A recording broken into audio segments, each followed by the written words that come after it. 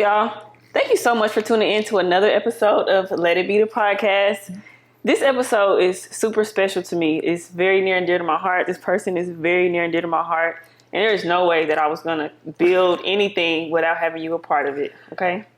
So, I'm going to let you introduce yourself. Okay. But I'm just going to say, from my point of view, when I met you, it's probably been like 20 years. Do you think? Yes, at least. You know what blows my mind? I can't believe that I'm old enough to remember something 20 years ago. Right. That be making me feel away. I would just be like, every time I'd be like, ooh. But like 20 years ago. You said 20 years. Look at me. That means, whew, Jesus Christ. But like 20 years ago, we got connected. We did. And it has been a journey, a beautiful journey ever since. And we were just saying, like, can you believe we've been connected this long? I can't. Sitting here, I just can't. Like, you're a whole 30. Like, you're like, I'm 30 plus now, low key. Yeah. But this is Aminah Moore. I'm sorry. I didn't even say her name. This is Aminah. Hello, I'm Aminah Moore. That's all I got. Yeah, tell us so. I want to know, like, who you are, okay. Where you from. Tell us something fun about yourself, what you like to do. Do what I'm doing right now. I'm from Kansas City originally. I've been in Texas for about 16 years. Have 3 beautiful children. But what I like to do is just what I'm doing now. Talking to young people. I can't call you a baby anymore, a child anymore. But like that's what I do. Like every day, all day. As long as I have the opportunity to talk to young people, it just makes me feel good. That's it. What do you do for, like, yourself? Oh, that's hard. My children are always getting on me about not doing anything for myself. But here recently, I went to Orlando. Oh, what you doing in Orlando? I went to Epcot. Yeah, with my best friend. It's one of the Disney theme parks. Oh. Yeah, so my best friend is into Disney, and so we went for her daughter's birthday. And I just kept saying, no, because that's what I do. Like, I just... I would rather do things for others. I just, I eliminate myself all the time. So, Why do you think that is? I feel like the same way. It's taken me, I feel like now I'm embracing it a little bit more. Like, no, what do you want to do? Right. And even if you got to sacrifice doing for others to do for myself, I used to feel bad about that. Like, I feel like I can't do that because I have to do for other people. So I've been trying to be a little bit more intentional about pouring into, like, myself. It's crazy that you say that because I've been trying. It's still hard though. So I made it a point to try to make sure that I do things self-care. Like at least one day a week, I do self-care. Okay. So I think that that's important for me because I didn't do that before. I would just keep going. I made sure my kids were good or my friends and family were good. But I started having to think about, am I good? Yeah. And so even if it's little things, like I'll take myself to eat or grabbing an ice cream cone on the way home, So it's just those little things. I think self-care is important, and I'm learning that now. Good, because you really can't pour from an empty cup. You cannot. And when we try to, we be like, people that we pour into don't get the best of us. They don't even get the best because we're not pouring from our overflow. And that's hard for me to even, I guess, think about because I feel like, I'm giving them my all. And so are they really, like you said, are they really getting all of me? Because I'm exhausted, but I'm still making sure they're good. So that's not the best part of me. And so, but I still do it anyway, even when I don't take care of myself. I feel like that's what parents do, right? Like as a parent, you have to, keep going. I'm not a parent. I mean, I got a dog, but it's not the same thing. You're a dog parent. Listen, for now. But I feel like it is hard. I think that gives me a lot more empathy for my mom and just seeing her as a human, my dad, like, because you're doing the best that you can, right. But you're still a human being. So, that's cool. Well, I want to get into like how we know each other. Okay. Because the journey has been crazy. Ooh, it's been a journey. Like to sit here and have this kind of conversation right now versus when you met me. I want to know from your point of view, and then I'll give you my point of view. Like when I met you, it's like, ooh, man. Oh gosh, when I met you, man, now in middle school, you were. I don't want to say, because I don't use the word problem child, but you were very defiant when I met you. And I thought, okay, but my patience, of course, led me to keep pushing with you because you were always special too. It's like you would have those conversations, but it's like I could not get through to you at first. You didn't care nothing about your grades, about how you talk to people. Your responses. Do you remember how disrespectful you used to be? Jesus. Like you were super disrespectful, I know. but I still saw something there. And so I think you kind of helped me deal with how I deal with students now, if that makes sense. It's like there's always something else in there that I feel like someone has to, peel back those layers and be patient enough to get through those layers. But I can remember you wanted to fight all the time. Like you were Oh, something else. You were definitely teachers didn't like you. dang, they didn't. No, because your attitude. I'm crying.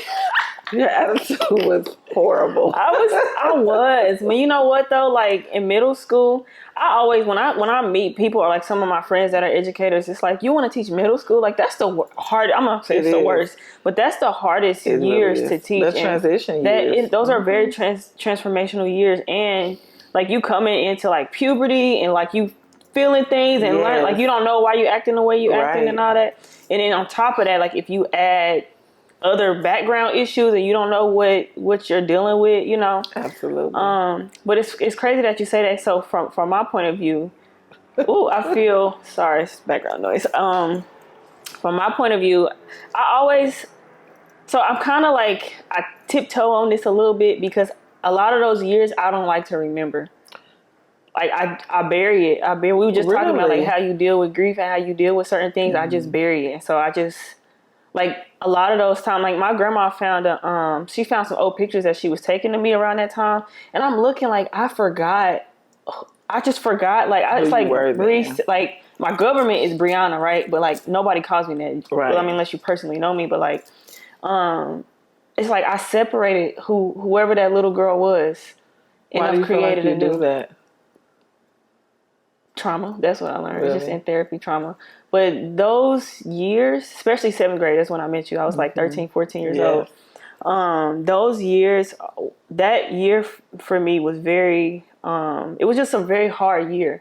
That coming into a new school, like, so my parents separated when I was young. Right. And like, I went through the things that I went through when I was young or whatever. Yes. But I know what it's like. I always tell people, like, I know what it's like to live on both sides of the tracks. You know what I'm saying? Like, my dad lived in a suburban area, but like my upbringing, like that's not what I was exposed to, especially the schools I went to. And so, I'm just gonna be obedient and share like my truth because like I try to forget all of these things. But like in middle school, I used to go to a King in middle school. I went to King in 6th grade.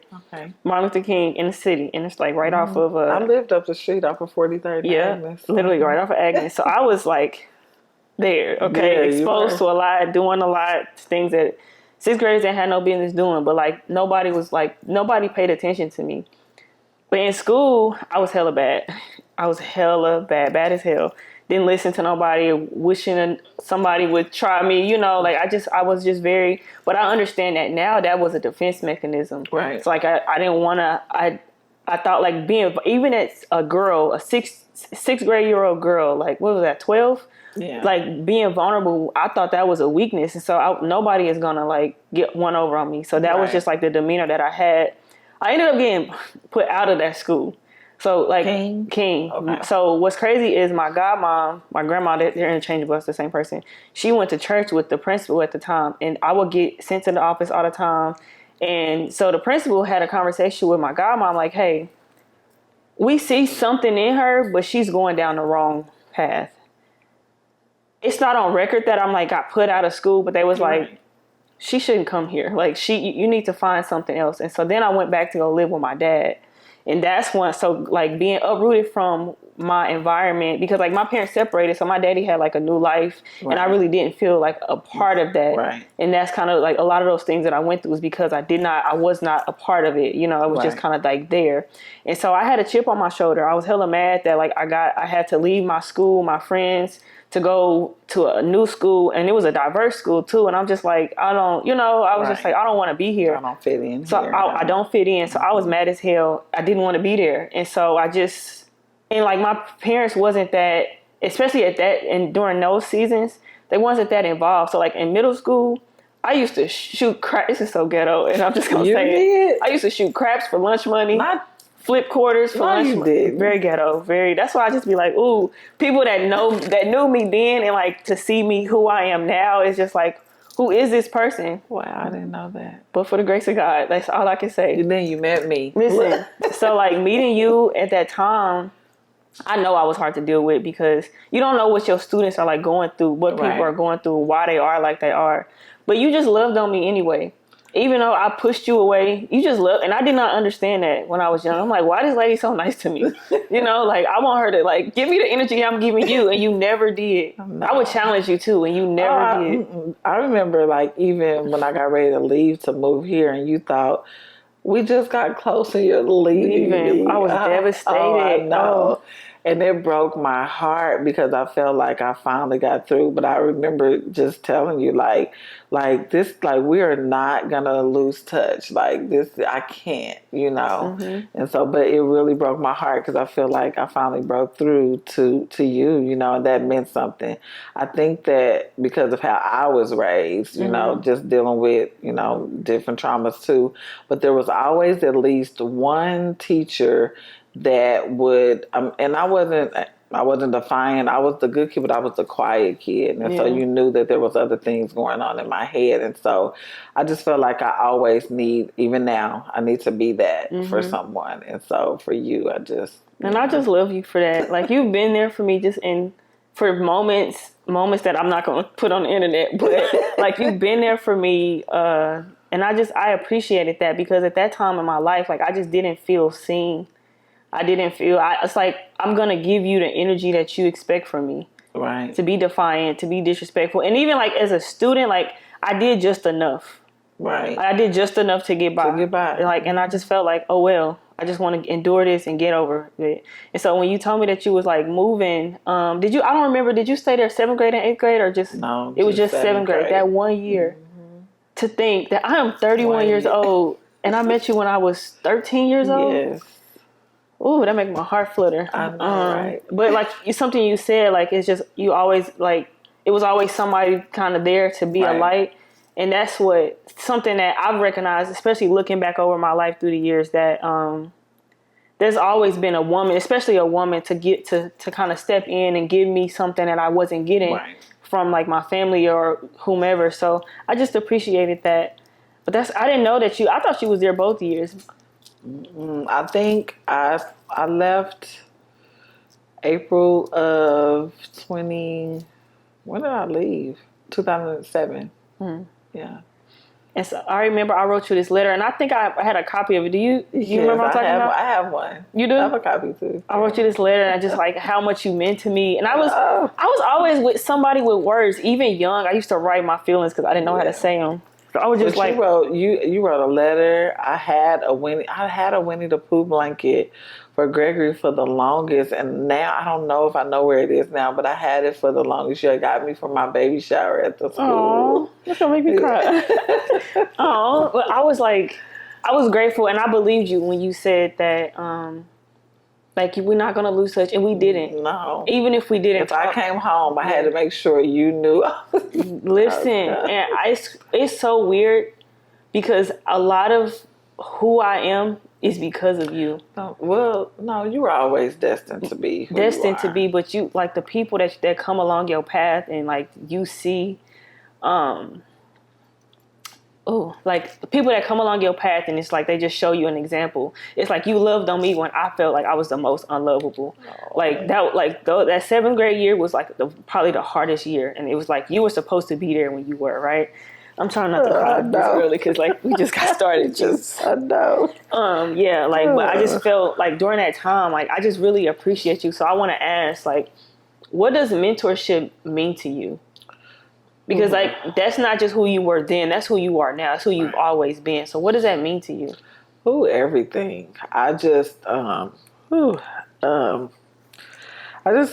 always felt like that if I didn't have someone, like I just always want to be that for someone. There are so many young people that go through life without with feeling like they're alone, feeling like you felt, and feeling like no one cares. You know, all they see is the behavior, or they just see they don't see the whole person. And so, for me, it's important to see the whole person. Like even where I am now, I'm in a school full of so many different situations, and you know, kids that come to me that still don't understand. Like one young lady, she lost her mom her freshman year, and her brother goes there too. And his first words was, I don't need another mama. And I'm like, oh, I'm not trying to be.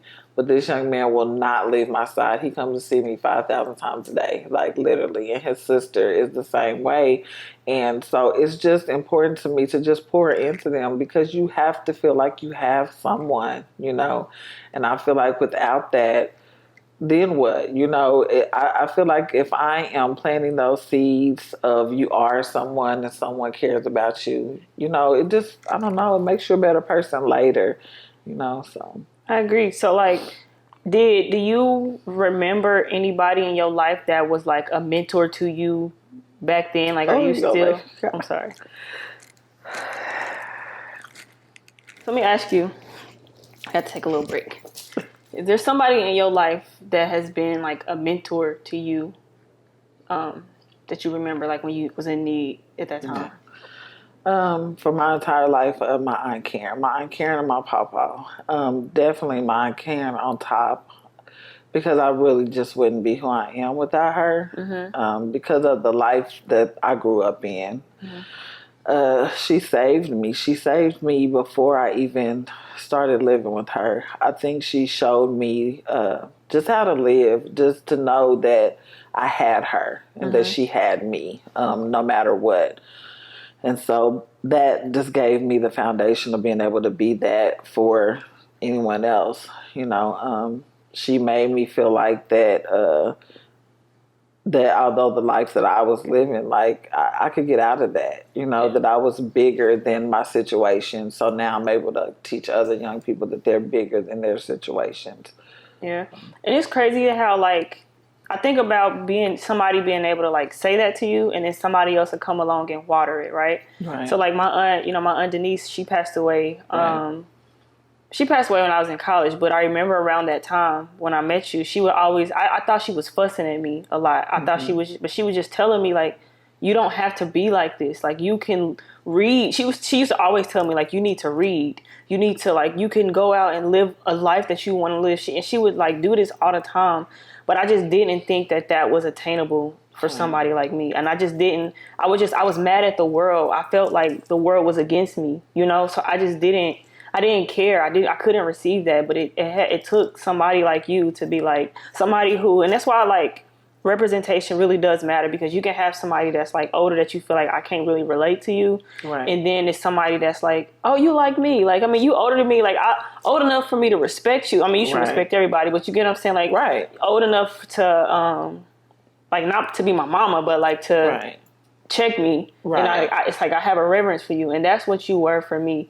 And I think about, like, my that 7th grade year was probably like the hardest year, because it was a new, big, going from being in the inner city to like now I'm out here with nobody. Yeah. Right. So like to have you, I just think about that, like how I wouldn't, like it was starting to kind of change my mind, because I was like, well, I don't want Miss Aminah to be mad at me. Miss Moore is what I call you. I don't want Miss Moore to be mad at me, or, and it gave me like, I looked forward to going to school, like, because it just felt good to know, like, regardless of what you're going through at home or how invisible you feel at home, absolutely, I know that somebody care about me and they want to see me win. And it's not that the people at home didn't care about me, right? But it's just a different way of like how they care, and how like learning how to speak to you the way that you needed to be spoken to, and like get on you. It's not like, okay, are you doing this? Check, you know what I'm saying? Right. And so that, I guess that goes into like my next question that I have for you. Like how did you get into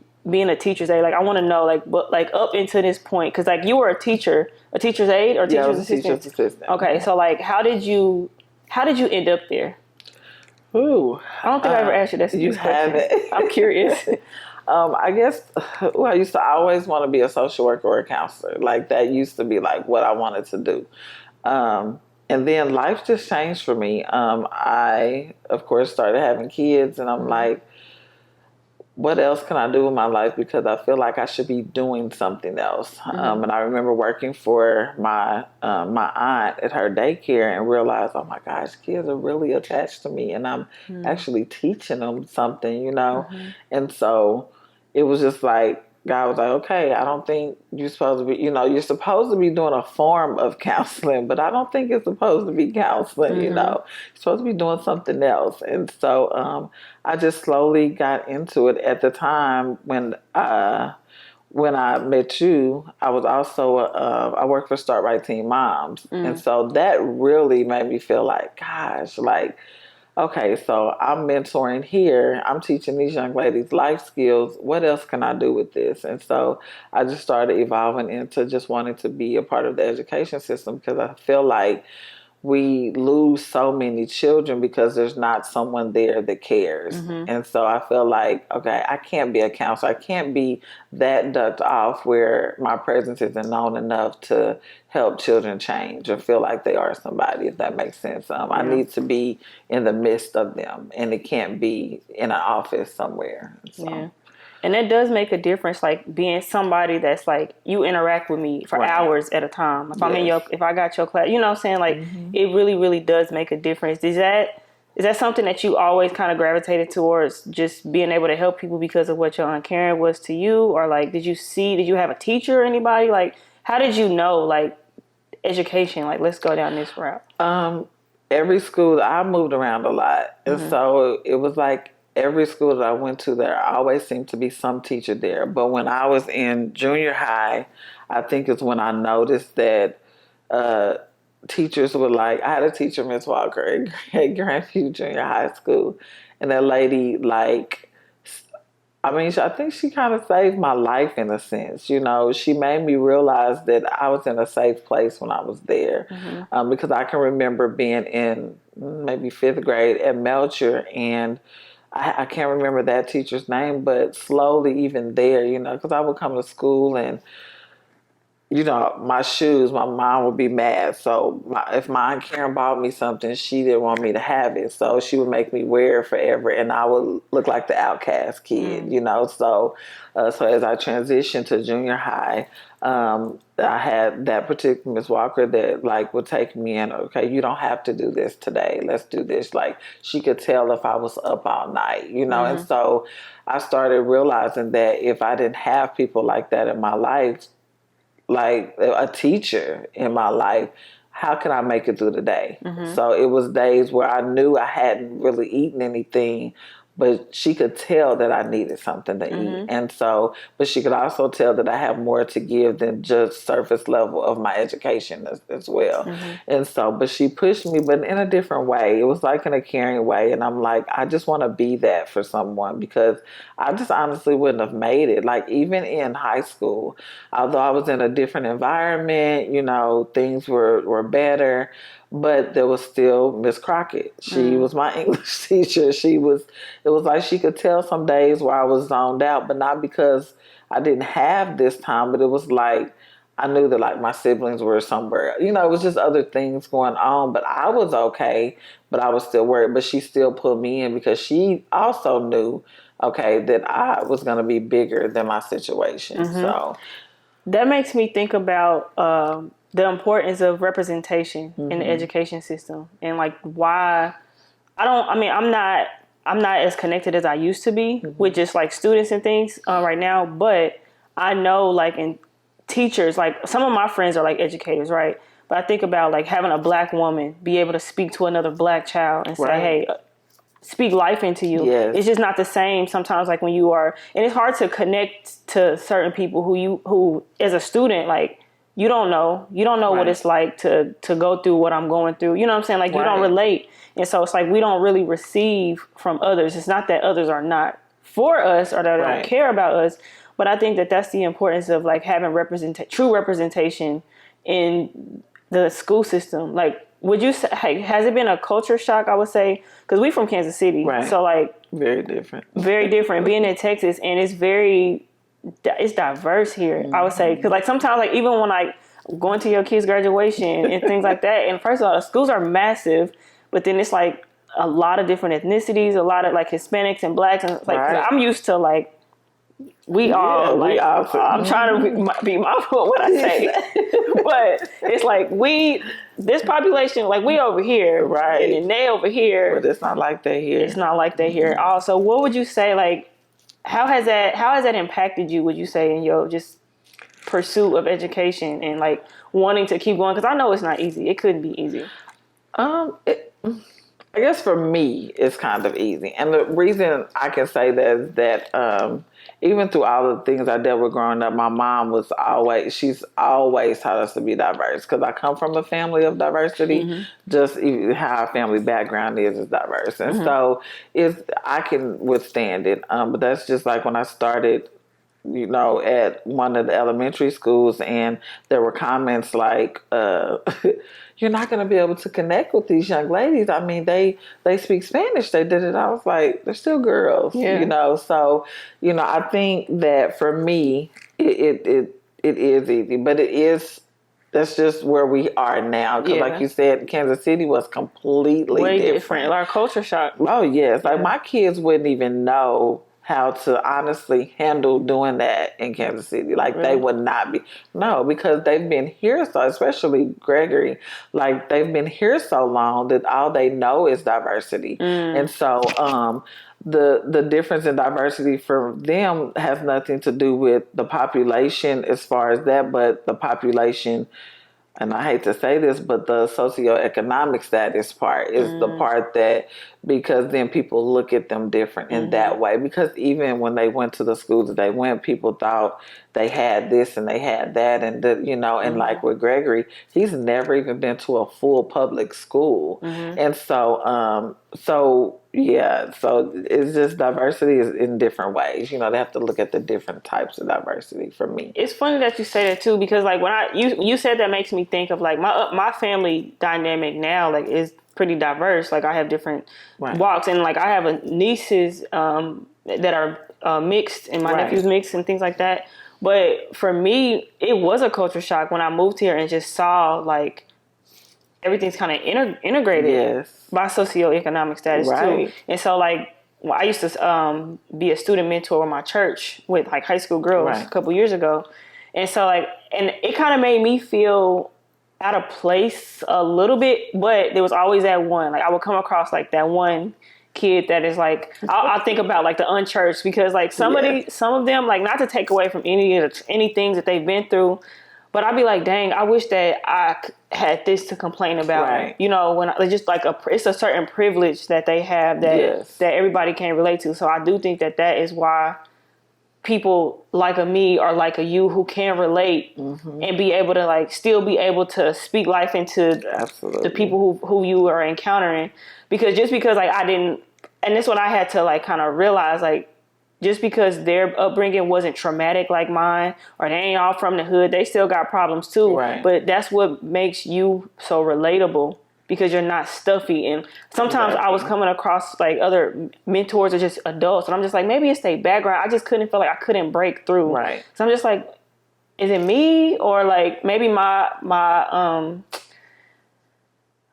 it's like trying not to like judge or diminish what they had going on, but it was just kind of like, well, I don't relate to these people, so maybe I just don't need to be a part of it. But then I would hang out a little longer or still mentor a little longer. Then I'll meet somebody that like they hear what their grandma and make them come to church, and now it's like, oh, you relate to me kind of thing. You know what I'm saying? So it does make a difference just having like that different, not just with like ethnicity, but just experience, like it does make a difference. So would you say like, as far as like mentorship goes, like how it's impacted the students, but how has it impacted you?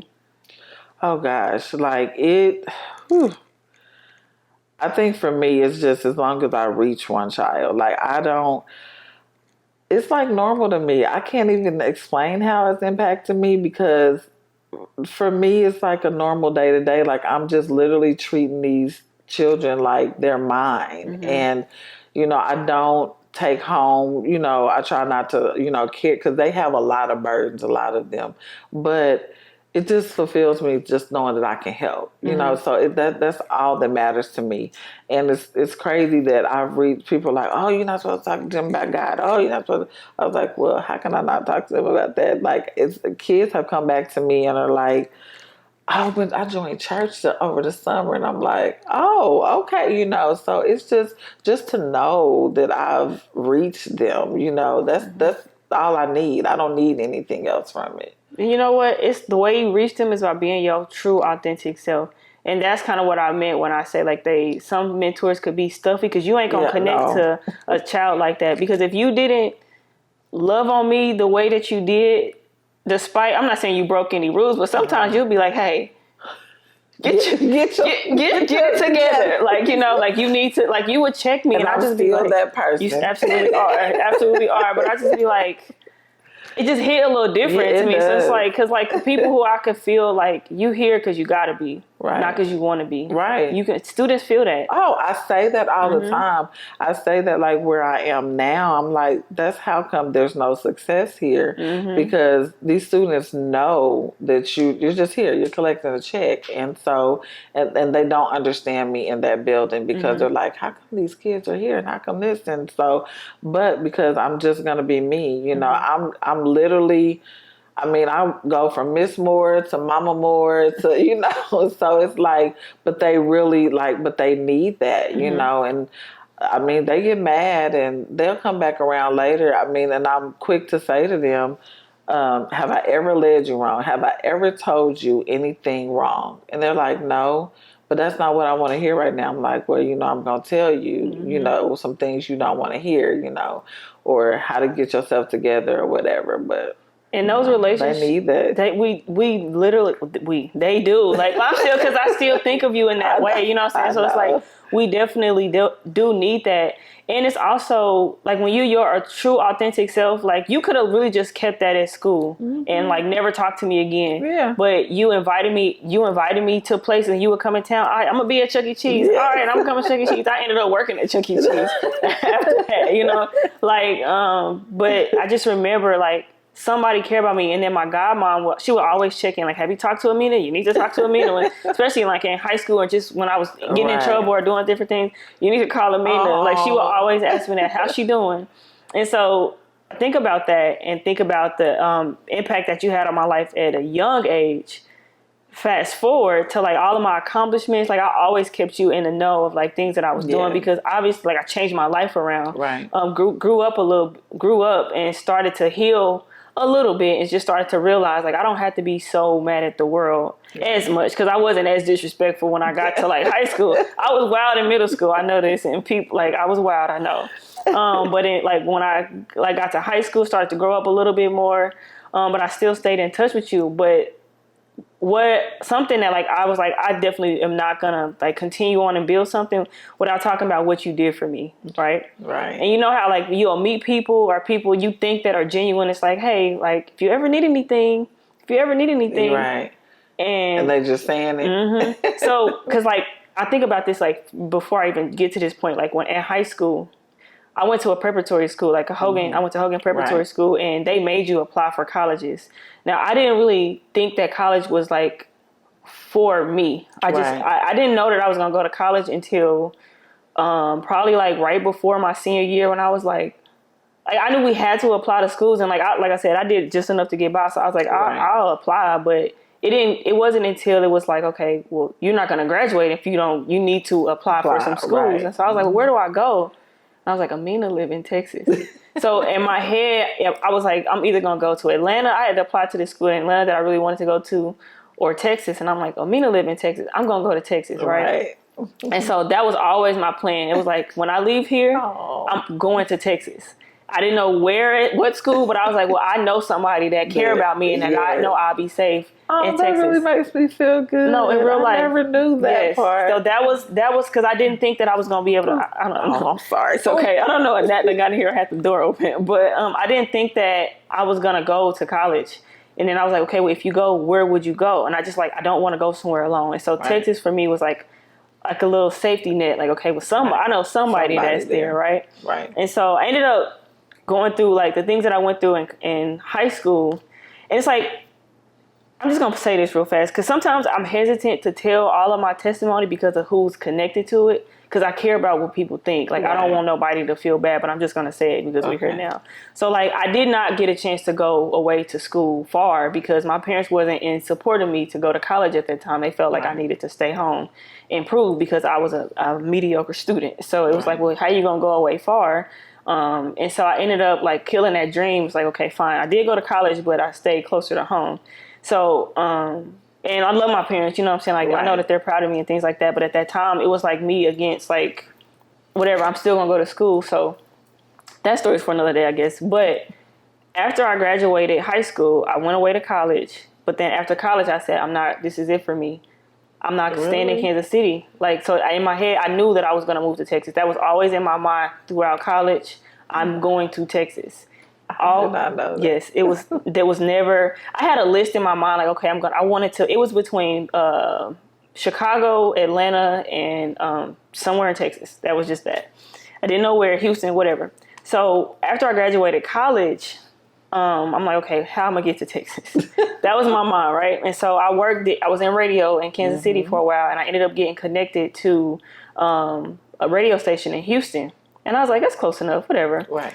But I was like, I still was like, how far is that? I will always think about that. Like, wherever I go, like, how far is that from Aminah? You know, I will always think about that. But ended up not taking that job. And then went through, like, a very depressive, dark time. Like, after college, I called it, like, post-grad depression, right? So I went through, like, a really dark time in college. And, I mean, after college, like, well, I couldn't find a job. And I had to turn this job down. It's just because I felt the conviction. Like, God was like, this is not what I have for you, you know? Right. So I'm like, well, where do I go? Aminah, live in Dallas. So, and that thought came to my mind. Really? So, like, at this time, and I was very, like, suicidal. I'll just say that. I was very suicidal and, like, planning on, like, the day that I was going to, like, check out, right? And I heard a small voice, like, Dallas. And I was like, no, I don't want to live in Dallas. I had made my mind up that I was going to live in Houston. And I thought about when you said, like, if you ever need anything. So this one day I called you, and I was like, when I tell you I was at my end, like, I was very low. And I called you and I said, hey, I think I'm going to move to Dallas, but I don't have nowhere to go. Look, and you opened up your door to me and you said, I don't got a lot of space. I don't got much, but you can come. And because of your kindness, like, so I remember I came to visit for like a week. And I was like, well, let me just see what it's like here. Cause, like, by any means, I have to get out of my circumstances in Kansas City. Like, I have to get out of here. Right. And I came down and I visited for a week. Yeah. And you opened up your home to me. And I was like, okay, I think I'm going to do it. And you let me come move here. Yes. Like, I would not have been in Dallas if it wasn't for you. I lived with you for 12 weeks. I know. 8 of them weeks, I didn't have a full-time job. And so it was very, very, very hard for me. And I remember fussing at you. Have you eaten today? Have you this today? And you would lie to me. Yes. And you know what? And I used to. So I'm just gonna tell you. So, like, I packed up my car in September 2016. I had probably like maybe $700 in the savings account. But I had went through some stuff at home. Like, I was, like I said, very depressed. And I felt like life was just hitting me. And when I turned down that job, because I felt like that's when I was, like, really starting to develop a relationship with God, like a real relationship with God. And so Holy Spirit convicted me, like, this job is not what I have for you. And so I ended up getting this job, a random job, and I hated it so bad. But at the time, like, working there, so as soon as I started there, it was like in a freight or something like that. My dad was like, hey, your transmission is about to slip. You need to get another car. You got a job, just get this car. Right. So I ended up getting a car. I got my car 2 weeks later.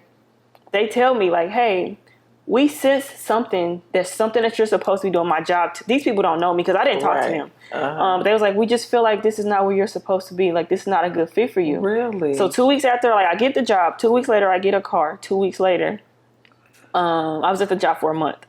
they was like, this is just not, like, we don't want to hold you back. We feel like there's something else you're supposed to be doing. Now, why are you saying this to me and I need a job and I'm doing my job? I don't know, but that's what they said to me. So I get fired. Right. On Friday was my last day, and I'm terrified. I didn't want to tell my daddy because he didn't co-sign. It was my car, but I'm like, I gotta, So in my head, and at this time, I'm like, that's when I had started going to church. Mm-hmm. So then I go to church on Sunday, and normally I used to be kind of like just fast moving, driving fast. Right. This day I was so in my head because I didn't tell nobody what had happened. Right. So I'm so in my head, and I'm driving real slow, but I still got up and went to church that Sunday.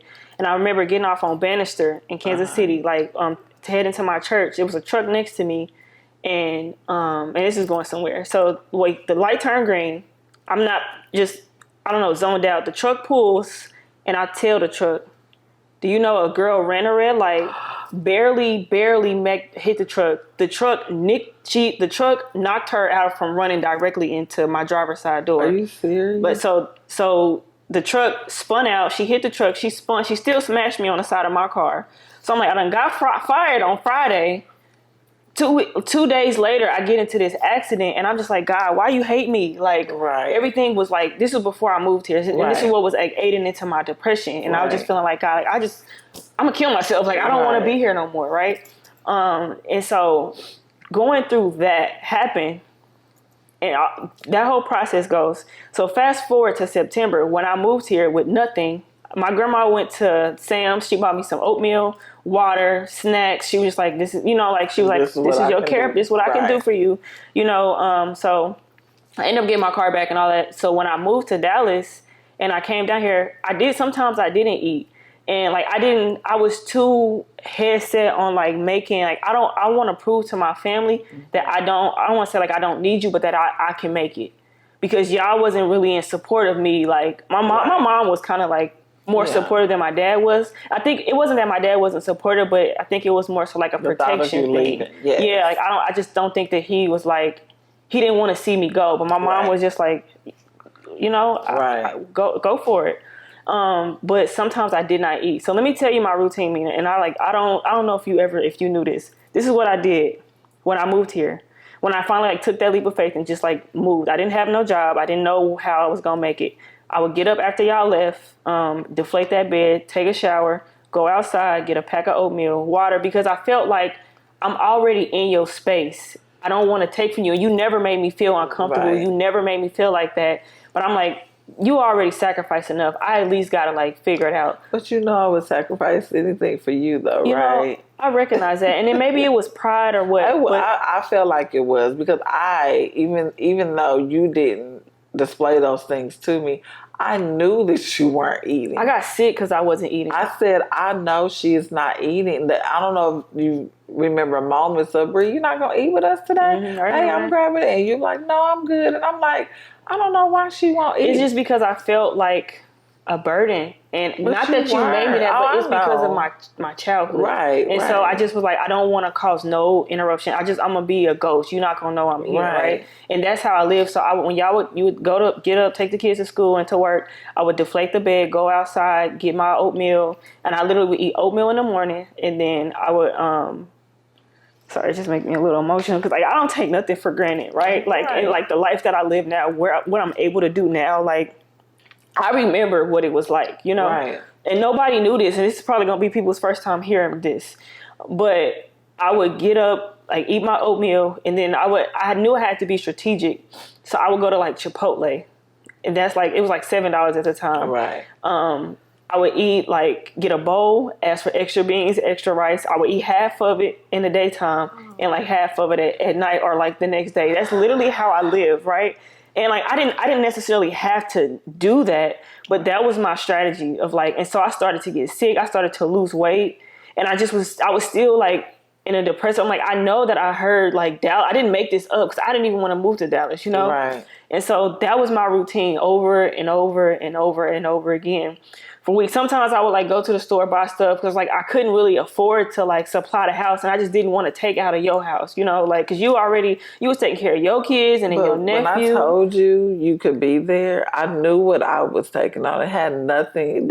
I would literally tell, I don't think it was my best friend, like, I don't know, I know she's not eating, like, what can I do, like, I don't know how else to make her feel like she is one of them, you know what I mean, like, because when I let you in, like, as one of mine, to be like, and because I know you, I knew that you were withholding from me, and I'm like, but I also didn't want to push you to the point, because I also know how you are about what you do for yourself. You've always been overly independent, overly, and that's me. That's exactly, you are me. So I remember doing, going to people's houses and, knowing like as a child, sometimes as an adult, but I knew I couldn't push it, but there were moments where I wanted you to truly understand that I'm not all these other people. Yeah. Like, when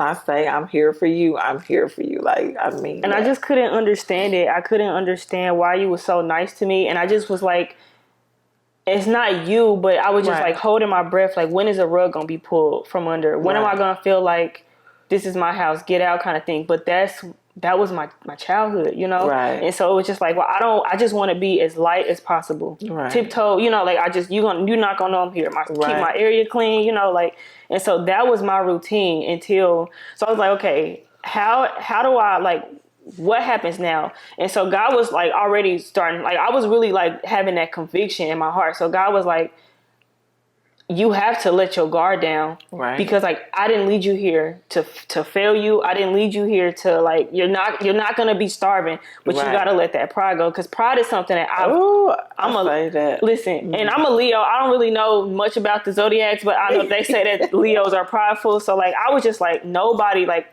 I don't need nobody. Like this, like what you've given me is enough. Like I don't need. So I was just hella prideful. And my godmom, I think she kind of knew, like, something's you different, and you kind of thin too. So it's like, what's going on? But she was like, do you need anything? And I didn't want to accept help from nobody. I ended up getting like a part-time job so I could pay my car payment and my insurance, and I could. That's how I was affording to like eat sometimes, but not sometimes, but like like that's how I was I was able to eat a little bit, right? But after I ended up getting a job, then I'm like, okay, well, I felt better being able to kind of contribute. And mind you, I'm like 24 at this time. Right. I think I moved to Dallas when I was like 23, 24 years old. Yeah, you had to be. Yeah, and so it's like, in my head, I just thought, like, that's so grown. You need to know how to be independent. You're supposed to have it together. When Shar says the same thing. I said, that's what I felt like. I'm a grown up. I gotta take care of myself. Yeah. And I was just like, well, and like knowing what I know now, I'm like, girl, you're a baby. Relax. Yes. Relax. It's like, if somebody want to help you, let them help you. Like, please. If you are listening to this and you are young, or you feel like, it has to work out. I am 31 years old and I'm still like, do you want to pay a bill for my birthday? You know what I'm saying? Like, you just take it easy, because I just was like, it has to work. Like, I'm an adult. I have to make this money. I got to take care of myself, because it's what adults do. Yeah, that's what they do. But God allows people in your life to help you. Let them help you. Yes, and so it was a wrestle with me all the time. God is like, you need help, girl. Right. That's why you hungry and you got headaches and you got an attitude, because you're hungry. Like, you need some help. And so my godmom would be like, well, let me send you $10 for lunch today, and little things like that. Yeah. And so when I ended up getting a job, and I just was feeling like, I just felt so pitiful, because I felt like I'm here in this lady's house. I ain't working. I ain't contributing nothing, like that, like financially, like I couldn't contribute. So I was just like, ugh. But I didn't ask you. You didn't ask me, and I appreciated that. And one thing that I never will forget, like, it's something I say this all the time, like, be mindful of how you treat people when they can do nothing for you. When they can do absolutely nothing for you, be mindful of that. Even if they are living off of you, if they're helping you or whatever, like, because you don't know what you're doing, like what place, you don't know how it's going to come back full circle, for one. For two, like, you don't know where they are in their life internally, you know what I'm saying? So I appreciate it. You never made me feel like I wasn't wanted there. Right. Not ever. It was a me thing. Like, and I appreciate you for that so much, because it didn't have to be like that. And I bring up that accident because after I got my job, my full-time job, I was like, okay, now I can hopefully like find an apartment. why did the settlement money from my accident come right when I got my job so that I had enough money to put down for my apartment?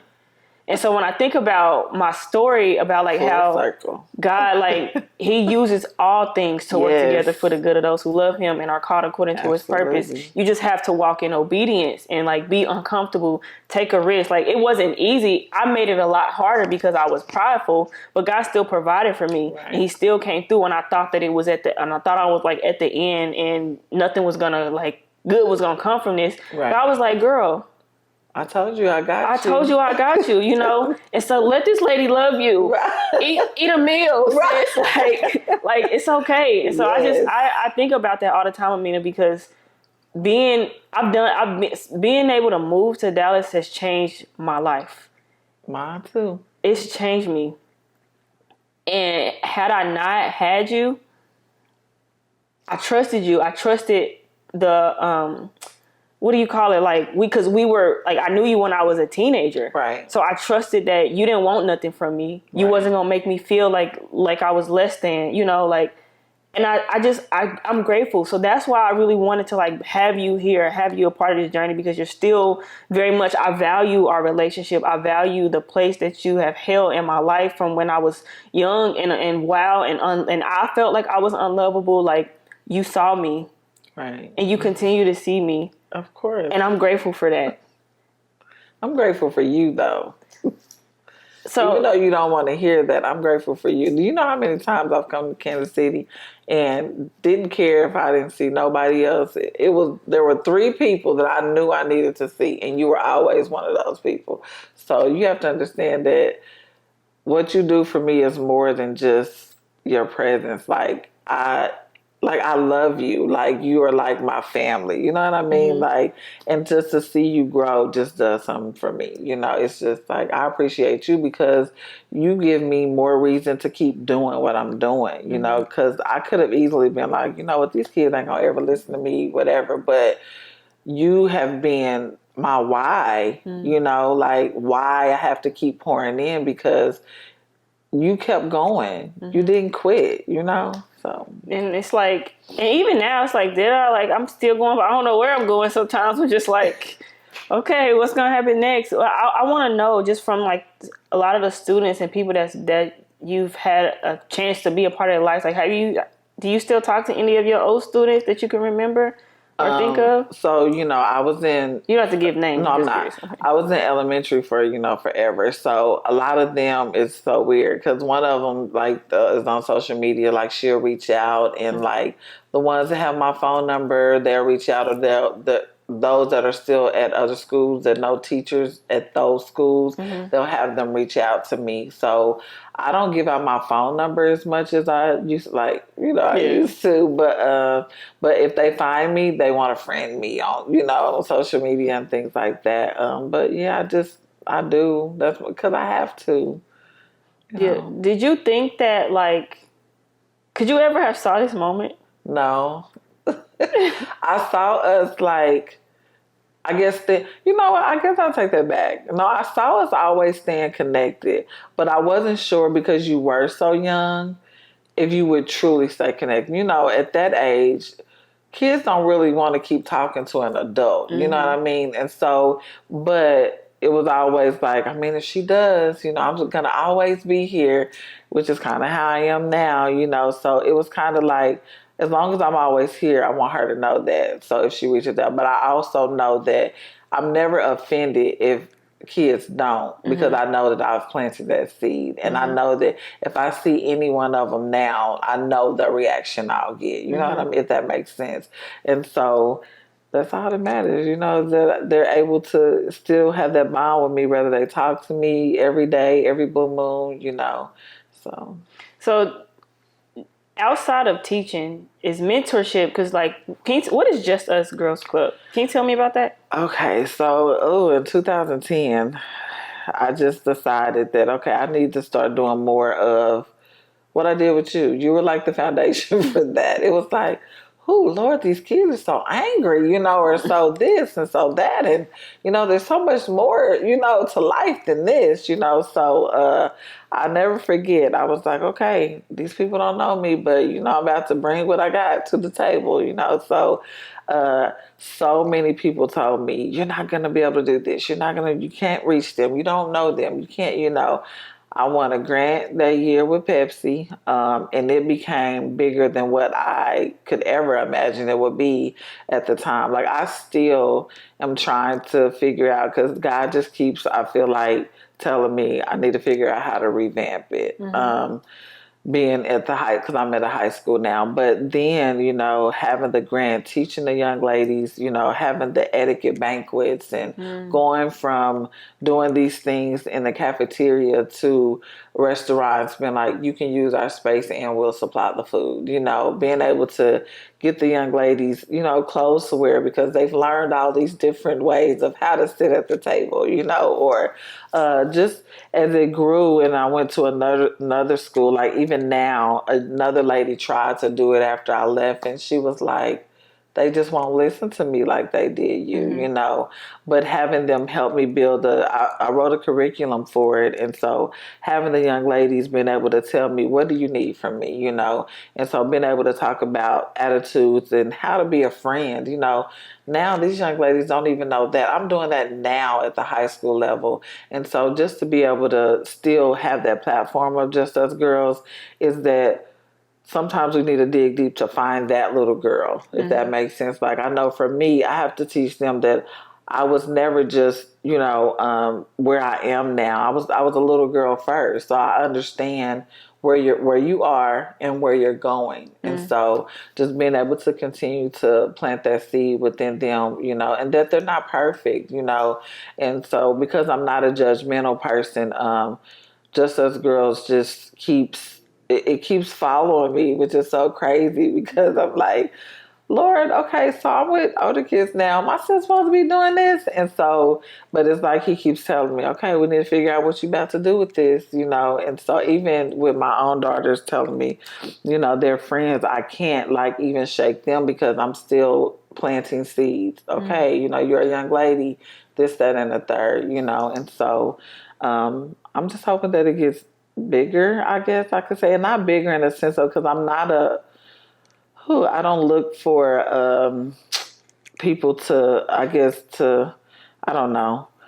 I'm not looking for it to validate me, but I want to be, I know that there's a need for Just Us Girls, if that makes sense. And so I just wanted to figure out how I can implement it into more districts. Like I said, I wrote a curriculum, so I have a friend that feels like I should really like get it into and like been able to go to different schools to plant that seed. And so, I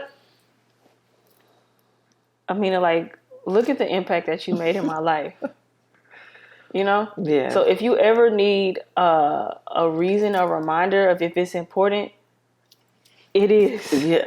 I use your story all the time. It is. Though. I do. Like, and not using it like she was this bad little girl, but just kind of like everybody needs somebody. And I was able to talk to this baby and without like, condemning her, for where she was in life or, and so, yeah, but I know. Yeah. And if there's any way that like I can support you, 100%. Let it be. I'm a one woman show for the most part. Like, I do everything by myself. I'm figuring it out.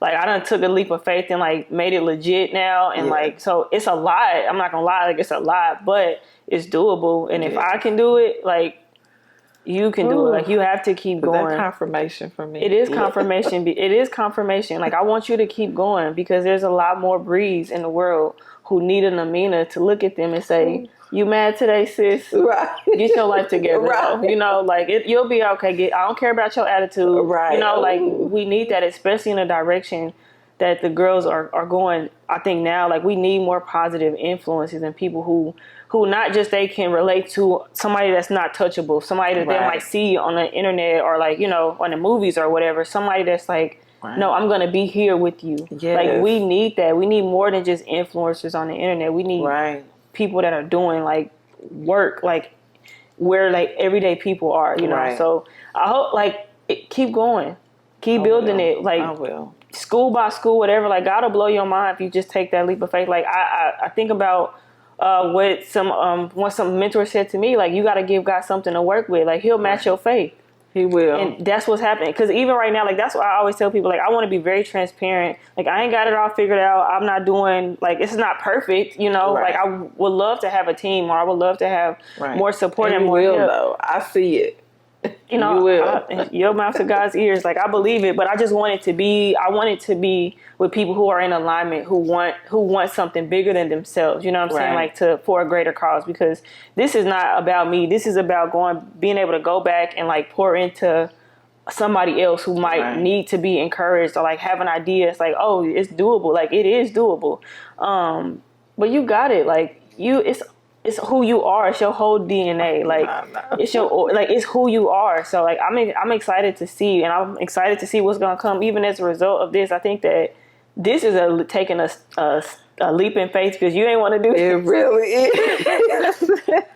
Like I know it's kind of like being, because for me it's still kind of awkward to like record myself, especially like I was trying real hard not to like cry, because I'm like, I don't know, you don't know what's gonna be on the internet, who it's gonna see, but as long as it's whoever God, you know, leads to hear it, then that's all I care about. Right. But I just thank you for getting out your comfort zone. I thank you for having me. You definitely got me outside of my comfort zone, because I was nervous. And we made it through without having a whole breakdown session crying. But I do got another question for you, though. Okay. I want to know, like, if you could look back at little Aminah and say something to her to encourage her about her journey, what would you say to her? Probably what I've always said. Don't give up. Keep the faith. I think without my faith, I would not. Like, little Aminah needed the faith. That's all she had to stand on. Mm-hmm. So, and without it, I definitely would not be here today. Yeah, I'm thinking about that to answer for myself, because for me, when I was little, I don't know that I have faith. Mm-hmm. I don't know that I had faith when I was little, like belief in myself or something like that. But I would just tell myself, like, you're enough. Oh. That's what I would tell myself. And that's what I still remind myself of that. Mm-hmm. Because like that little girl and that little voice, it don't go nowhere. You just you grow, you get older, but she's still there. She's still there. She's still there. She still needs to be affirmed. She still needs to be reminded. She still needs to know that she's valuable, that she is loved. Yes. Like, so it's like, you're enough. Like, Debris, now all I have is my faith. Right. I'm literally living on faith right now. Yeah. So it's like, that's all that I have. But before, because like I think it's different for some upbringings, because like my upbringing wasn't really in the church. We went as in like an event, but it wasn't like a. Well, see, for us, I'm being super transparent now. For us, like growing up with an alcoholic mom, we went to church a lot. And so she introduced us to so many different types of religions. Mm-hmm. And so the foundation was always faith, because the religion you had wasn't, my mom always said, didn't make the person. Mm-hmm. And so, of course, I have a Muslim name. My mom used to practice Muslim, you know. I've been to Catholic churches. I've been, like literally every church. And so the foundation was always faith. And so I had to learn super early. And my grandfather was a deacon, you know. And so, but I knew super early in life that was important. And so, and that I had to hang on to that, and so that's how come I can say faith, because if I didn't, even today, it's so weird, because I tell myself consistently, like, man, without faith, I still don't know where I'll be. I don't know how I pay these bills today, because listen, I'm just saying, listen. So, so I learned early that I just really stand on that. Like, faith is everything to me. And faith is not church. No, it's not. It's not church. It's a relationship. That's what I try to tell people all the time. Like, it's a difference between religion and relationship. Yes. Because my church wasn't the juice that I needed to jump up and move broke down here. You know what I'm saying? Like, it was my faith, and it was my belief in God showing me like I'll match your faith, you know, like do something and I'm gonna come through for you. Yes. Like it's happened time and time Trust me, again. I So know. I'm grateful for that. How can people support you in Just Us Girls Club? Like, can you want to tell, like, what is it overall? Like, what do you see? Like, as much as you want to share, like, what do you see it being? What do you want it to become? Well, my goal within the next few years is I really need to do what you did and just really step out on faith and make it an actual nonprofit. I just want to see it grow because that's just, I mean, right now, the resources of how to make it grow, you know, like, of course, I've researched, you know, what makes a nonprofit and what to do. So I just need to start really like digging into that. And so that it can actually come to be. So. Yeah.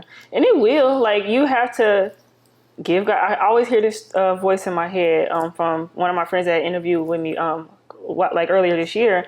She always said, just give God something to work with. Because I didn't, when I started Let It Be, it wasn't like I didn't have an LLC at that time. Right. It wasn't. It just was like, I have this idea, let me just do it. And then just build on it and build on it. And I feel like now I have to because I got the government in my business now. So I got to keep going. It's like, I feel like this is way bigger than me, but I believe that God will supply. He'll do the same. He'll do the same thing for you, and he'll align you with the right people that'll teach you something. Because like I say, like the job that I just got, I told you the story of how I got that job, but I didn't even start my business until I got that job. And it's because like the resources that have been available, questions that I'm able to ask and learn, but like just do it. Just take one step. You're right. I will. And it ain't perfected because I still don't know. I don't know what I'm doing. I don't.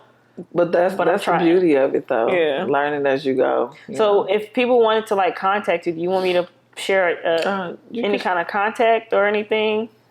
We don't have to. Like, I won't put your name to like an email or just something. Yeah, you somebody. My email. Okay, like so you just tell people my email is JustUsGirlsClub@gmail.com. Okay.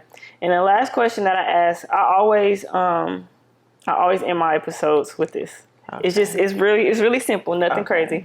But I have a playlist. It's called Let It Be the Playlist. Okay. And it's on Spotify, it's on Apple. But it's like my uplifting bank of music that I listen to. Like if I need to be reminded, if I need my spirits lifted, just something that's like positive and uplifting. Can you tell me like 3 songs that you listen to? They can be gospel, just as long as, I mean, I don't know how you gain your encouragement, but like just any music or anything that you can listen to, say, hey, when I'm feeling low, this is what I like to listen to.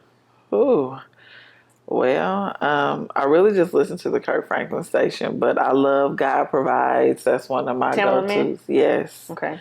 And then Mary Mary, is it Go Get It?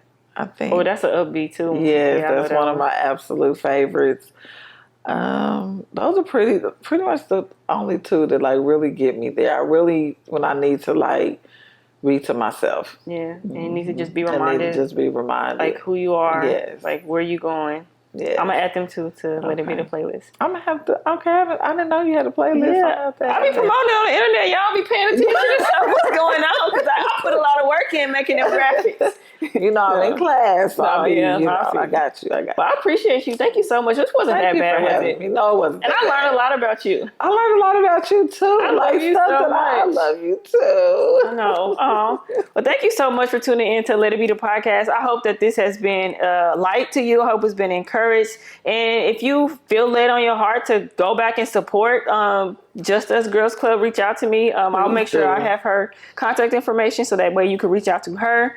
But I hope that this has just been something very inspirational to you, and that you also remember to like pour into people, be kind to people, students, especially I would say students who might come off really rough around the edges. You don't know what people are dealing with, especially kids. You don't know what they're dealing with at home. So just be a light where you are. I promise it makes a difference. I never would have thought 20 years ago that this lady would be the reason that I'm able to like relocate, be a safe space, I say, to like allow me to relocate and start my life all over again. So I'm just grateful for you. And I'm grateful for y'all for tuning in. So this has been a great episode. It has. I'll talk to y'all later.